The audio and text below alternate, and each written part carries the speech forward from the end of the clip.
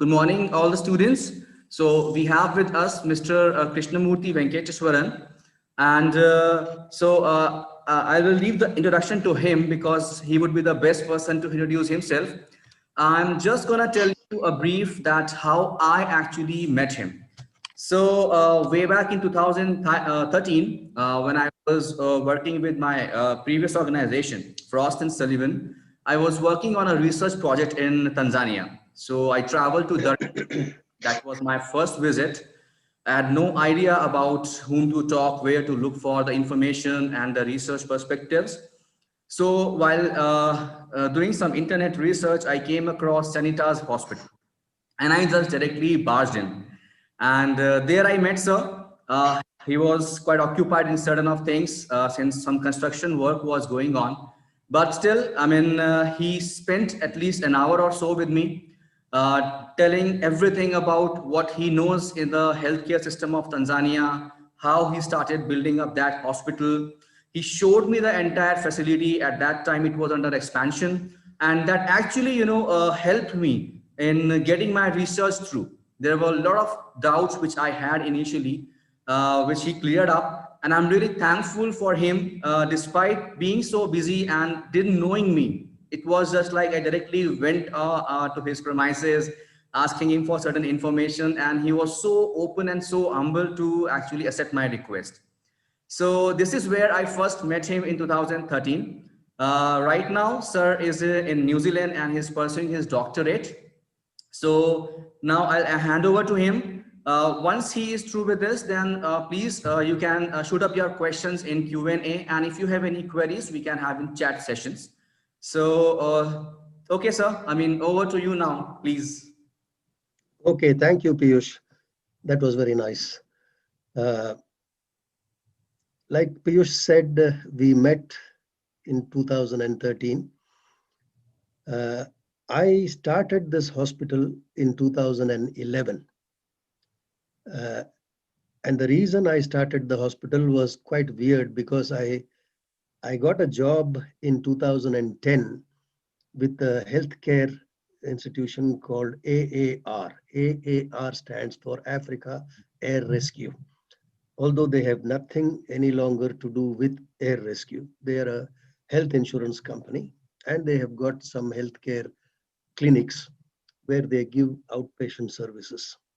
But although I did a tremendous job and people admired my work at AAR, something went wrong between the principals in Nairobi and the lenders in Netherlands. And somehow or the other, I lost my job. And I had a dog, which was about 15 years old, that we had taken from Australia. And we have been living in New Zealand and Australia. And because New Zealand and Australia are both rabies-free and distemper-free countries, you cannot bring your pet back without a 6 months quarantine. Now he was already 15 years old. He perhaps had another year or two, or who knows how long left in him.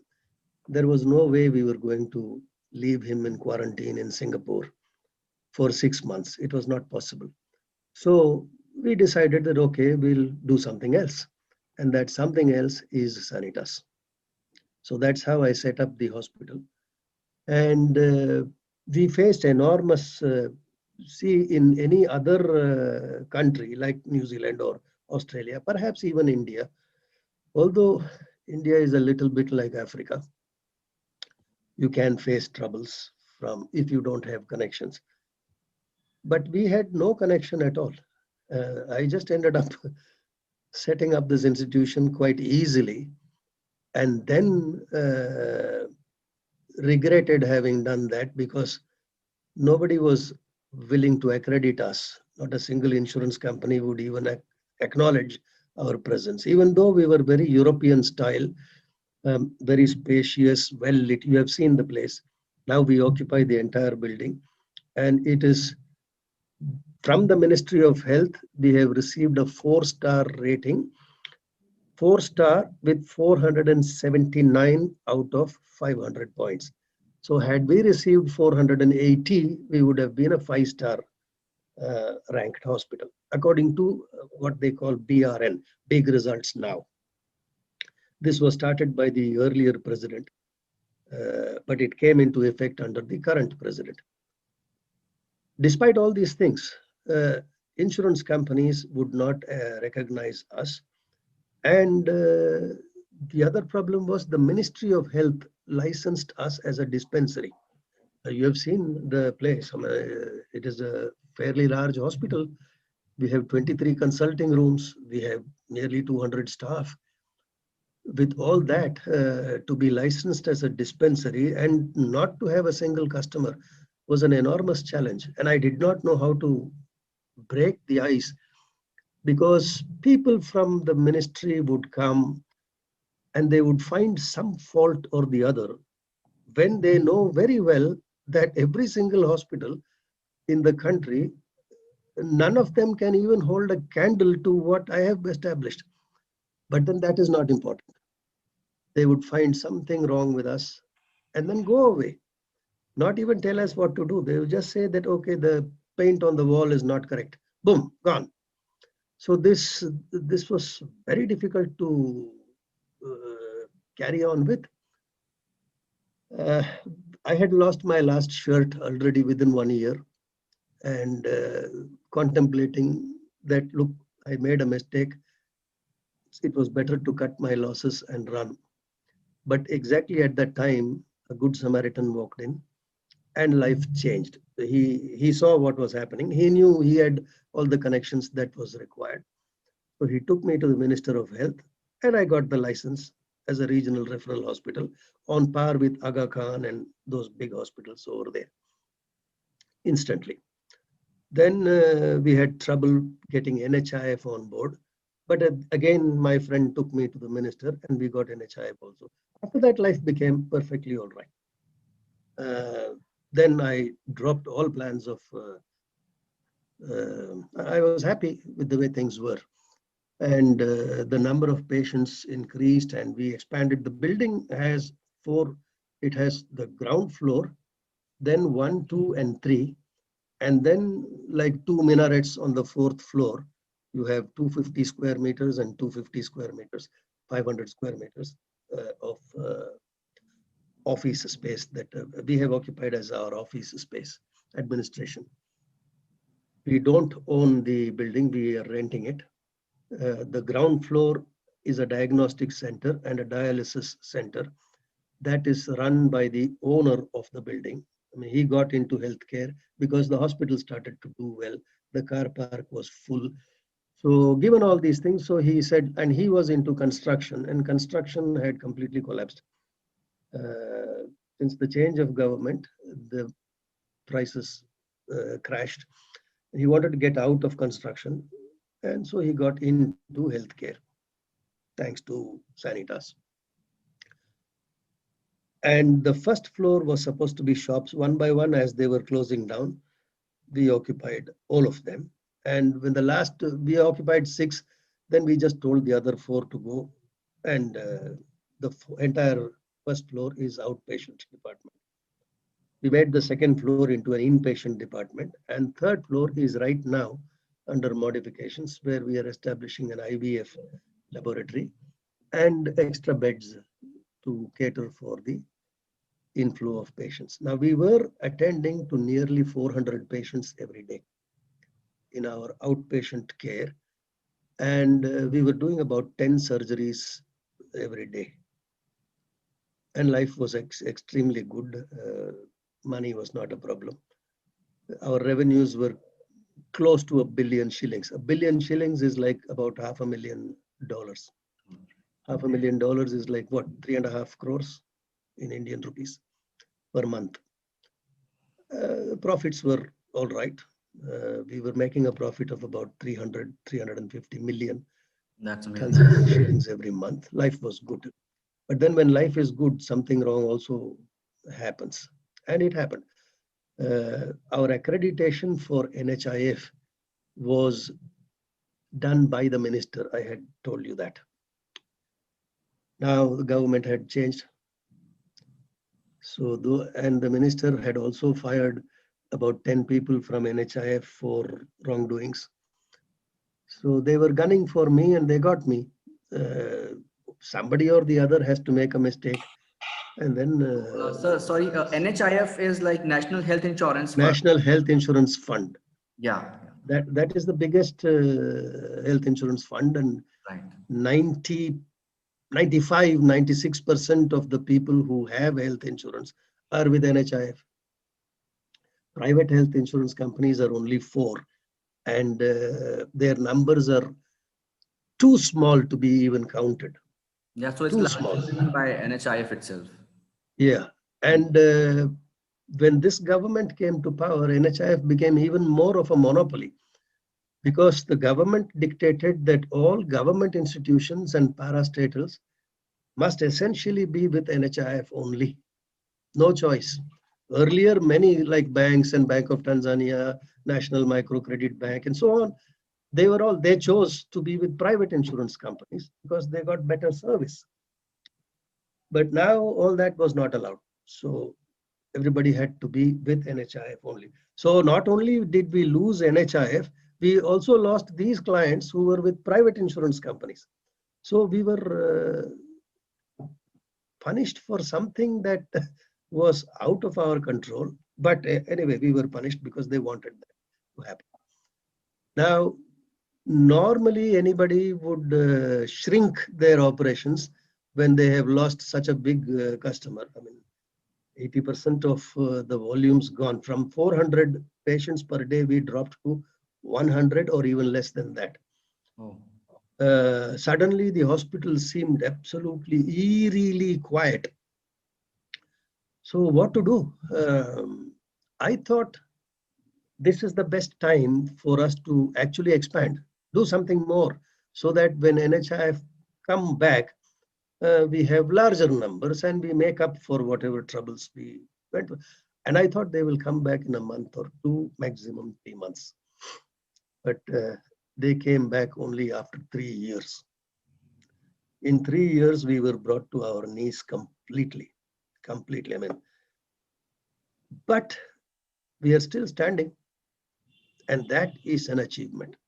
And that is what, when I was locked under the lockdown in Bombay, that's what I decided to write a book.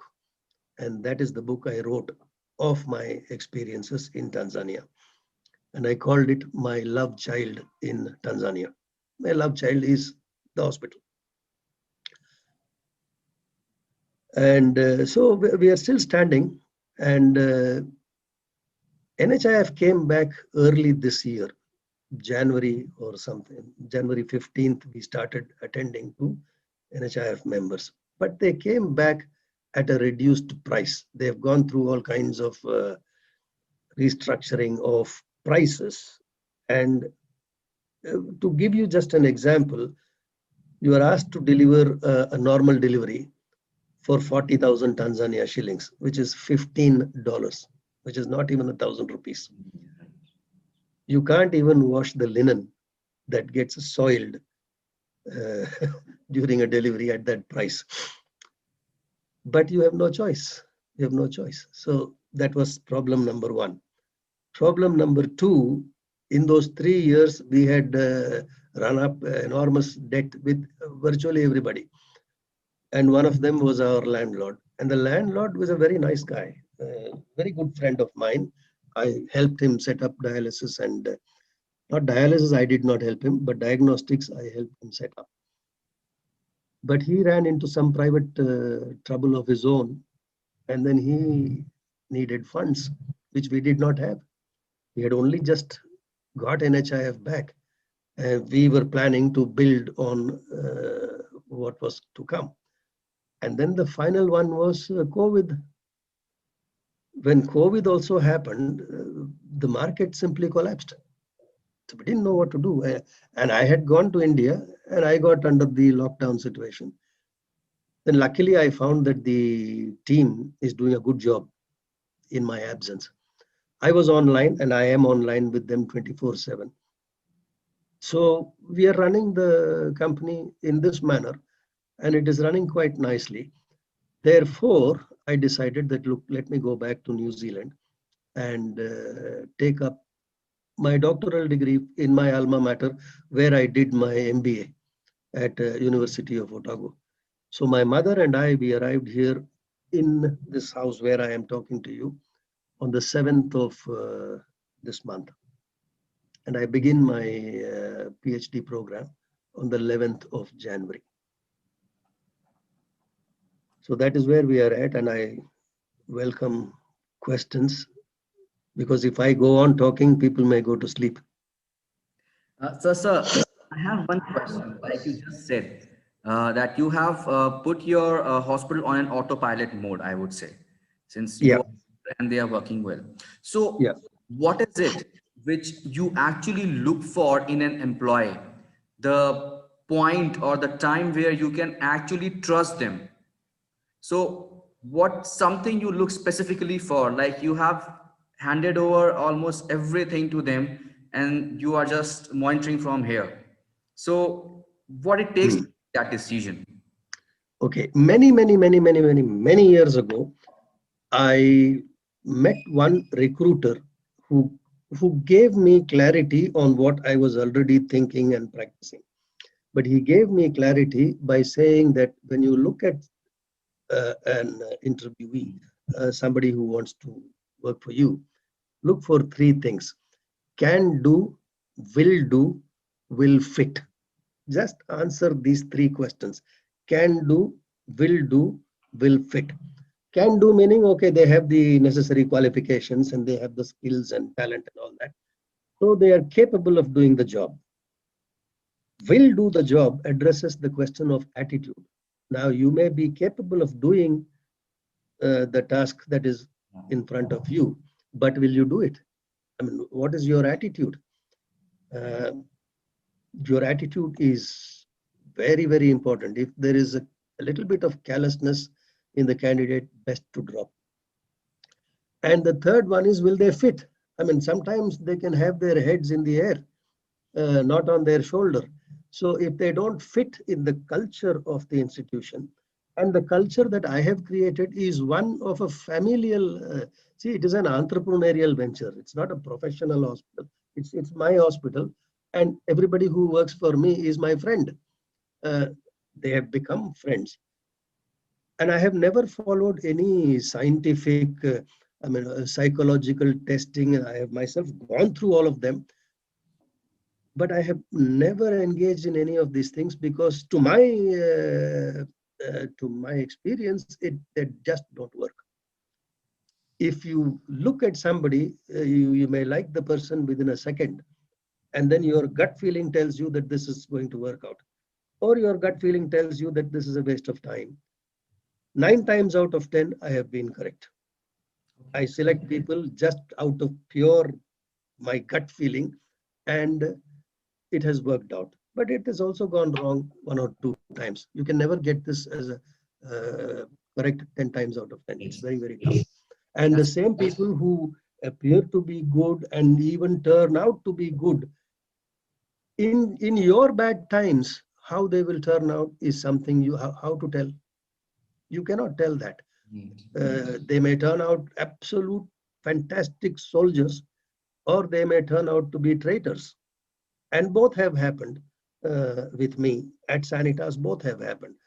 Fortunately, when I was in Bombay, my lead team, the core operations manager, general manager, accounts, and HR manager, and my advocate, these people just stood by me so solidly, and they formed this core leadership team that I was happy to hand over the company to them.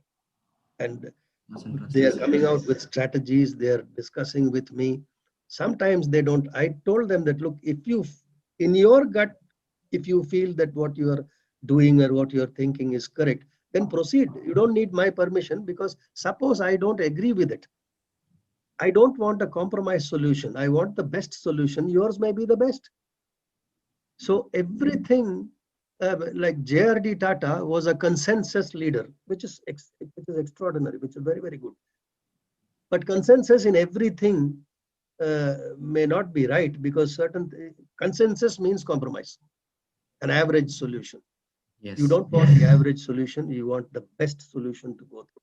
So if somebody has a better idea, why not? correct, sir. So before I move on to my next question, sir, we have a question from our student Akash that he's asking that despite all the difficulties, what is it that keeps you motivated all these years? Like I said, look, you have to put food on the table. So you have to keep moving forward. And look, I have been an avid movie goer and an avid reader. Uh, and one thing I have learned is never to give up. What is the, I mean, giving up is very easy. Uh, and what do you do after you give up? Once you have given up, you are in a lot of trouble. Now you have given up. What next? I don't know. Therefore, I don't know how to give up. So I come up with some idea or the other that must work. And the baby is still alive. So, so long as the baby is still alive, our job is to keep it going, no, and bring it to good health. So that's what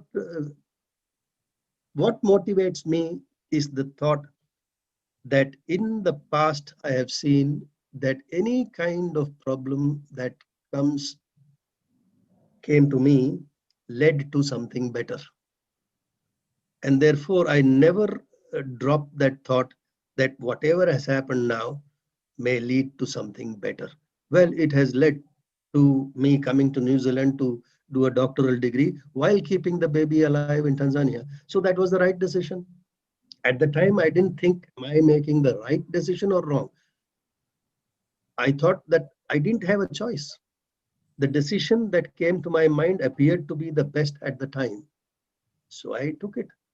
And I am not regretting it. I'm happy that I took the decision. So that's nice, sir. We have one more question, basically. So one of our students, Kritika, she wanted to understand that how does the hospital is being structured, like in Tanzania, like the kind of stakeholders, and if like when you started, so what were the kind of key decisions and the kind of funds being invested. So any perspective on that thing, sir? I told you that I lost my job with AAR, AAR Healthcare. I joined them as general. Before that, I was in Melbourne, in Australia, in a very big pulp and paper industry company. Uh, but then the world economic crisis began in 2008 and it arrived in Australia in 2009, towards the end of 2009. Exports were finished and we were selling our product to Europe and China and all that. All that went away. And I got a job in Tanzania with AAR Healthcare, and that's how I went there. Although they fired me for something that and there was an Arab style, Arab Spring style revolt about to happen at AAR. And I told those people, don't do anything like that. Just wait. Something will come up. And at the time, you people can make a decision. Everybody, 100% of those who reported to me at AAR joined me in Sanitas. So I think that was very satisfying. But the thing is, my contract was for 3 years. And I lost my job in 1 year. But then I got paid quite handsomely. So that was the seed capital available to me. And then I also roped in a couple of other people who joined me. And between the 3-4 of us, we managed to raise, we did not raise all the money that we needed to. We started by saying that, look, the money will come, let's begin. So we began the construction. But once we began the construction, money was not coming in. When money was not coming in, what to do? Those days you could withdraw only 800,000 shillings, which is like less than $400 from a card each time, every day. I had 4 or 5 cards. So I was withdrawing about $2,000 every day from my money back in Australia and all that. And I was running into debt credit cards, this and that. I had no choice. I said, carry on, something will, it has to break, so it will be okay. And then I managed to convince a friend of mine who was running a lab equipment company, cosmetics. So I told him that, why don't you do one thing? Why don't you make our lab? Why don't you put all your equipment in the lab and give it to me on placement, and we can do 50-50. We can share. So they did not only the lab, they also gave me the X-ray machine and ultrasound and everything. So their investment at one stage was higher than ours. The hospital was ours, but their contribution was this thing. So I think if you are headed in the right direction, somehow the universe conspires to make you successful. So So I would that's say, how sir, yeah, that one downfall at AAR has actually set the momentum for the next success story. Otherwise, exactly. I've been just working at AAR at any position. So Correct. Yeah, yeah, correct. so Yeah. that's good, sir. We have another question, sir. Like, since you have been working in international healthcare and you know about India, New Zealand, Australia, Tanzania, so what difference do you see, or any scope of improvement which you can suggest for our students in terms of health? Scope of improvement in healthcare in India. Yeah, India is the global ones which you are aware of. I'll tell you the topic that I have chosen for my thesis in in New Zealand is universal health for the developing world, particularly Africa, narrower down to East Africa, because my experience is limited to only East Africa, only Tanzania. But because I worked for, anyway, I have attended all kinds of conferences all over the world. Therefore, I am quite familiar with Uganda, Kenya, Burundi, Rwanda, and they all suffer from similar problems. And I can actually see the solution very clearly, but I can also see that that solution will really not get implemented for the next few years. I think it will be good for me that if talking very selfishly, that by the time I finish my thesis, the time also may be ready for Africa to accept the right solution. Not that they don't know. Everybody knows that. See, what is happening now is, even in India, when you go to a doctor, suppose you have an insurance card, then you show the insurance card, and then the doctor will bill the insurance company for so much for consultation, so much for investigations, so much for medicines, and so on and so forth.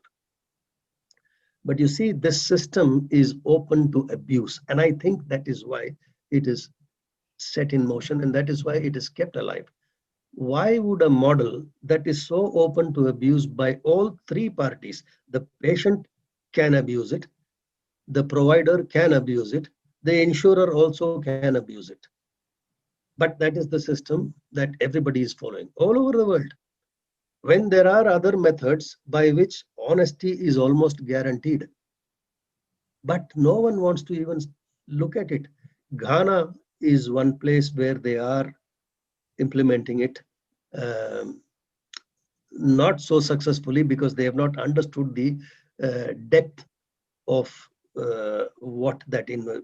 We are talking about a capitation method, but it involves a lot of understanding. Then we can do it. So that's going to be the topic of my thesis. Hopefully my guides will accept that. Yeah. Interesting, sir. Then there are many students who wants to know about the name of the book. So I will request you to share the book which you have I authored. wrote it to somebody, my love child in Tanzania. Okay. My Yeah. love child, Najais, but not Najais, it is Jibri Jais, in Tanzania. Okay. So we have one question that from Kritesh, that when the hospital was, in the bad shape for the 3 years, so how Yeah. did you survive basically? Like, Yes. So, any okay, what would, particular, okay. What would anybody do in my, they had, see, people have only one or two choices. If it was the Western world, then we would have closed down, because the Western world, if you are technically insolvent, then you have to go insolvent. Okay. Luckily, that is not the case in India. That is not the case in Africa. Even in the Western world, so long as nobody is objecting to it, you can carry on. If your business is making losses, how do you fund these losses? Because your own capital is gone long time ago. So what you are left with is just the revenue that is coming in, and then you have got costs.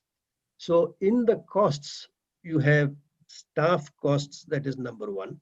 But staff cost is comprised of the net salary and the PAYE. And in Africa, you have got other add-ons to this thing. You have got something called SDL, Skills Development Levy, which is 4.5%. Then you have got workers' compensation fund, which is quite unnecessary for us. We are a hospital. We provide health care to our staff in our hospital. But no, you have to pay. That is 1%. And then so on, withholding tax. And so you have these, this chunk, which we don't pay. We did not pay. Then you have rent. Then you have suppliers for medicines and lab reagents. So we had to constantly juggle. I had my landlord on my side. He was watching whatever. Very often when a creditor came to us, I would tell them, you do one thing, sit in my chair for the whole day. If you want, for the whole week or month, you run the show. So long as you don't close down Sanitas, pay yourself. If you can pay yourself and keep Sanitas alive, then it is fine. You're doing a better job than I can.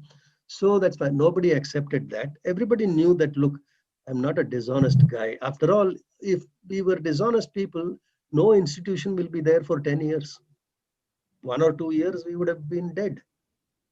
But the fact that no one questioned my integrity, no one questioned the integrity of the institution itself, and that we were winning laurels all over the sea. We lost NHIF on 1st of May 2017. But by a remarkable coincidence, I started to get invitations to speak on Sanitas from the end of 2017. My first invitation came from London. And when I went, they paid for my airfare, they paid for the hotel and everything. And I was wondering why, who are these people? How do they know that I even exist in one corner of the world, a struggling hospital? But they said, look, we hear wonderful stories about your hospital. Therefore, please, we would like you to share your experience. So I went, and again, most people, when it comes to conferences, their presentations are very academic, very boring, to be very honest. And these academic presentations don't keep the audience motivated, but they all sit, and that's what they're used to.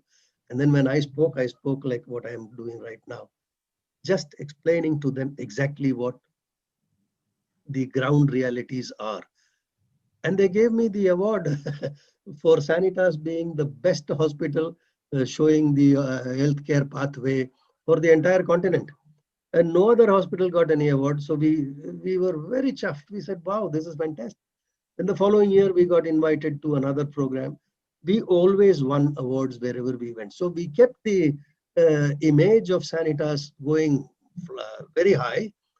And the country, Tanzania, came on the world map because of what we were doing.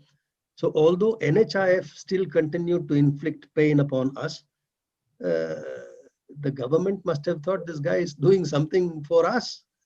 So nobody really bothered to trouble us. Actually, during the 3 years that we did not have NHIF, we were suffering financially, but people did not trouble us at all. They sort of sympathized with us. They fought for us. They wrote to NHIF. They went to NHIF.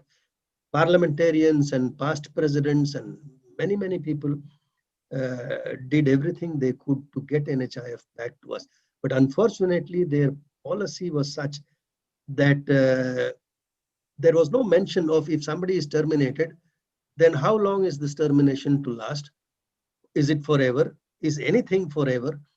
So they had to actually change their policies as a result of what happened to us. Now everybody in Tanzania has benefited, everybody in the healthcare industry has benefited, because now they cannot fire anybody like this.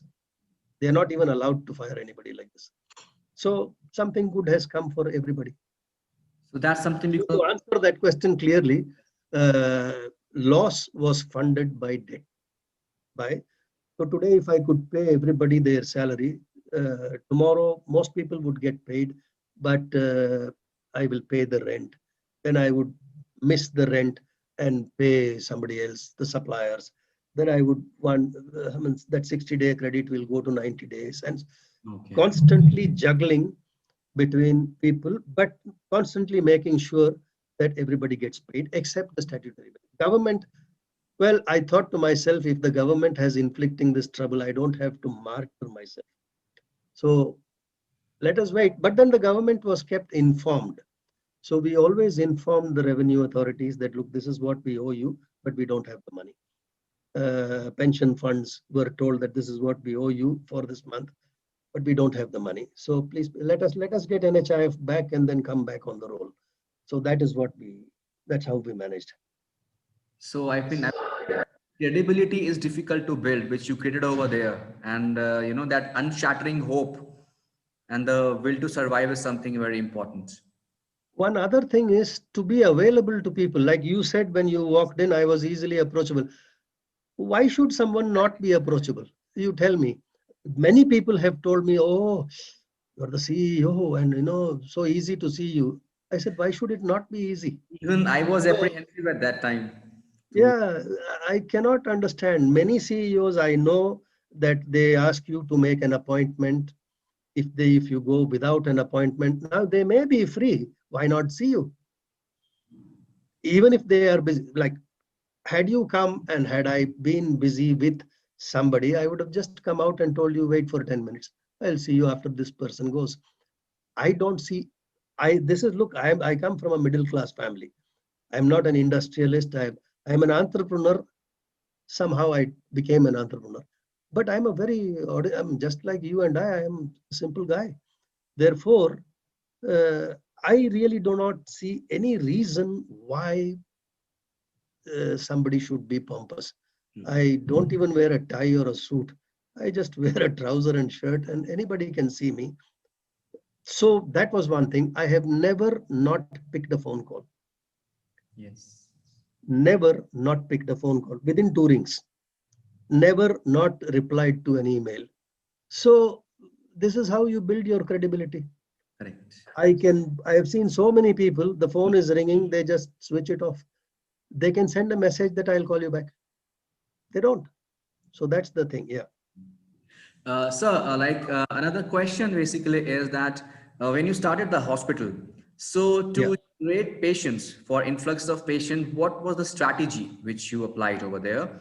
And then what measures you took to run the clinic from and efficiently from a very basic level? Number one, the hospital's location and the superb car park and the fact that we are on the main road and we are in the suburb of Mikocheni, which is an upper middle class, quite densely, not too densely, but quite densely populated suburb, made it easy for us to get visibility.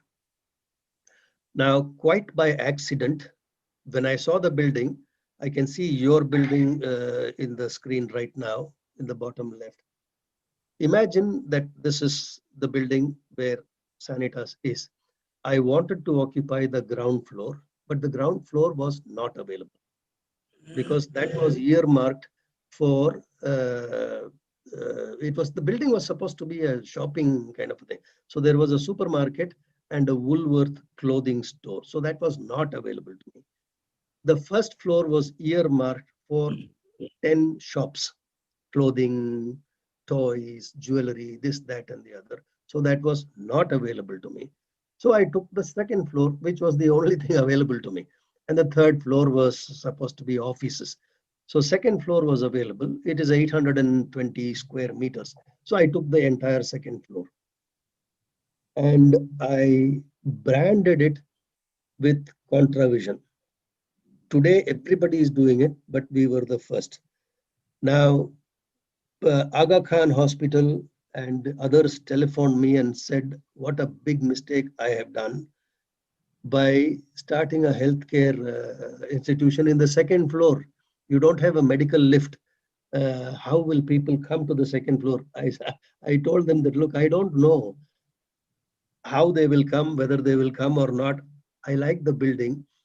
I don't want to lose the opportunity of having my hospital in this building.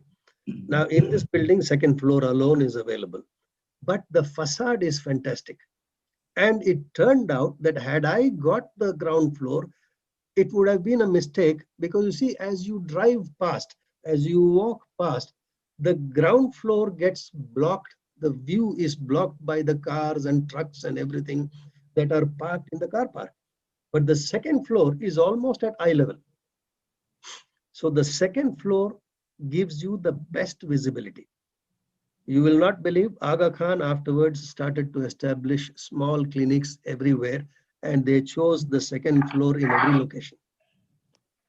Today, everybody in Tanzania is branding their institutions using ContraVision. And then we also used the social media, Facebook, Twitter, this, that, and the other. I'm not that IT savvy, but some of my staff are very, very good. So things worked out.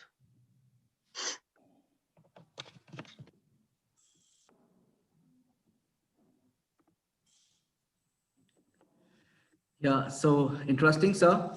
So I have one question. Like, what you could say was like one of the biggest mistake or a bad decision which you would have taken in your professional life or maybe personal life, which affected your life a lot. Affected my personal life. Yes, Personal. look, there is nobody in this planet who does not have regrets. It is not possible that somebody is so perfect that they've been making everything right. Yeah, personal regrets, uh, mistakes done. See, me and my ex-wife had an extraordinary friendship and life. I'm a romantic guy, and uh, we've had a fantastic marriage where all my friends wished that their marriage was like mine. But you see, when we started this baby, this hospital, Yeah. slowly, our attention became entirely devoted to the hospital. She was also working with them. She's the one who designed it in the beginning. Oh, wow. And then we used to go to restaurants and movies and social gatherings. And many of our friends left when the change of government happened. Thousands and thousands and thousands of expat workers lost their jobs or could not get their visa renewed. So they all left. That led to a kind of slowly our social life became non-existent. And then we were working at the hospital almost 24/7. So going to restaurants went away. And then we had all kinds of problems from the government, from petty people. And all those things kind of, and my wife is a New Zealander of Irish European origin. So it must have freaked her out. But the women generally don't tell you what's going on. And I was perhaps a little insensitive to knowing what's going on. I thought everything is okay. And that she was always a hard worker. So I thought that was it. Then her mother developed pancreatic cancer and died. Her father has got a skin cancer. So all these things freaked her and she left in 2016. We didn't know that she would not come back, but slowly we just drifted away. And so that is one big regret. I have written about that in my book, saying that that is one regret. I should perhaps have been more sensitive to what she was going through. Perhaps she should have also shared with me what she was going through. So these kinds of regrets are always there. And then any, Sometimes I wonder if I had not started this at all, would I not have found something somewhere? After all, I started this in July 2011. In August 2011, my dog died. So just a month after I took the building, the dog died. So who knows what would have happened? But never look back, because what you have established is something which is helping millions of people in the country.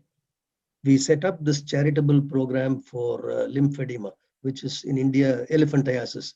Everybody will know yes, yes, the term yes. elephantiasis. There are nearly 500,000 people in Tanzania suffering from elephantiasis, for whom we provide relief free of cost. Even today, despite all our money problems, we never stopped our charitable work. So we are doing something phenomenal for people in Tanzania. And I think that is itself a reward in itself. I have no regrets on that, but I will not say that I have no regrets. Yeah, regrets are there. That's okay. And so, any biggest risk which you would have taken, like where your heart would have been pounding, whether to do it, whether to not. But I mean, why? How did you decided to take that risk, and how did that actually fare? No, when you start worrying about is this right or not, then don't do it. You would never do it. It is only when there is fire in your belly and everything tells you that this you are on the right track and that this is what needs to be done, then don't doubt yourself. Just go ahead and do it. Whatever happens, happens. Just do it. Because if you doubt yourself, then you will fail. And do not have a plan B. Plan B means that means you doubt yourself. What if this went wrong? No, no, no. Don't even think that anything will go wrong. Think positive. Stay positive. Do the best that you can. Things will fall in place. Things will happen. Yeah. And so, any advice you have for the future managers, which we have budding managers in the session, since the environment has changed a lot. Post-COVID, there has been drastic changes in the way we live, the way we study, the kind of technology, taking over life has been too much now. The entire ecosystem is changing. So what is your advice for these people going forward, considering the future implications and the learnings of your life? So how do you suggest them to go forward? Look, who am I to advise people? I, like I said, I'm just an ordinary guy who did whatever I thought needed to be done. Therefore, it is not even healthy for me to advise. But like I said, so long as you believe in yourself, don't jump. Do not aspire to be an entrepreneur. It is not something. It's like aspiring to be enlightened. No, no, no. These things, when your time comes, you will know that you've got this burning idea, and it is no longer just a wish. It is a burning desire, and therefore you know that this is your destiny. So you will follow your destiny, and when you have arrived at that thing, don't doubt yourself. Just plunge into it and give it everything that you have got. You will not fail. This is the best advice I can give you.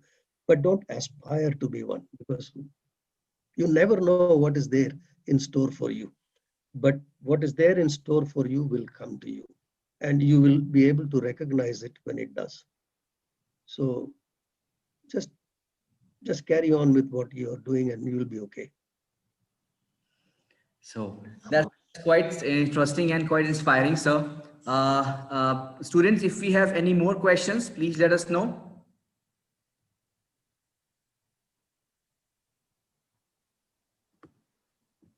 So I would say, sir, somewhere, I mean, it's also important to believe in the Almighty and what He conspires for you. uh,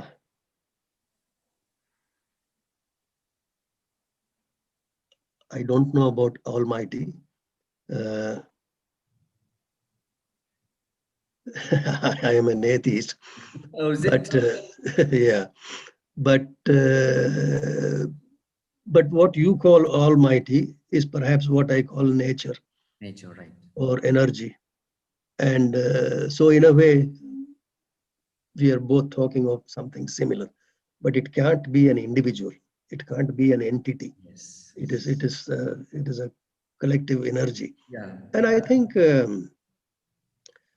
this uh, belief in an entity outside of yourself is not as good as belief in an entity inside of yourself. So believe in yourself. You are that, whatever you are believing in. You are uh, that thing that you want to believe in. So you are the one who will ultimately make everything happen.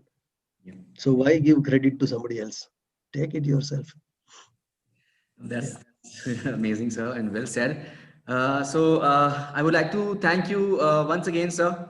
I mean, we had like a very interesting and inspiring sessions, and our students also, I hope they would have learned a lot from you. Maybe in future, we again look forward for some similar kind of thing and your guidance, perhaps for the students on some healthcare industry aspects. So I think that is we come to the end of the session, sir. And thank you once again for being here and for Yeah. inspiring students, Yeah. sir. Thank you, Piyush. Thank you very much.